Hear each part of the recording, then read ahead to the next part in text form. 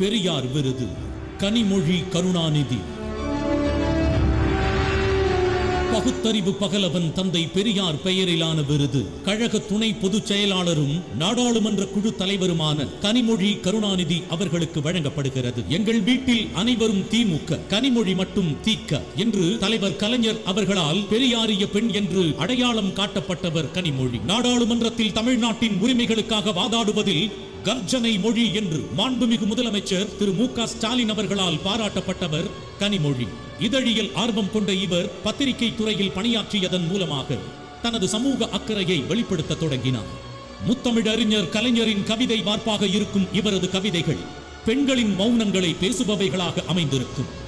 கருவறை வாசனை, அகத்தினை, பார்வைகள், கருக்கும் மருதாணி ஆகியவை இவரது தொகுப்புகள். இவரது தமிழை, அறத்தை வெளிப்படுத்தும். சென்னை சங்கமம், நெய்தல் விழா போன்ற கலை பண்பாட்டு நிகழ்ச்சிகளை ஒருங்கிணைப்பதன் மூலமாக கலை வளர்ச்சிக்கும் தொண்டாற்றி வருகிறார். 2 முறை மாநிலங்களவை உறுப்பினராக இருந்து பெரியாரின் சமூக நீதிக்காக, விளிம்பு நிலை மக்களுக்காக குரலற்றவர் குரலாக ஒலித்தார்.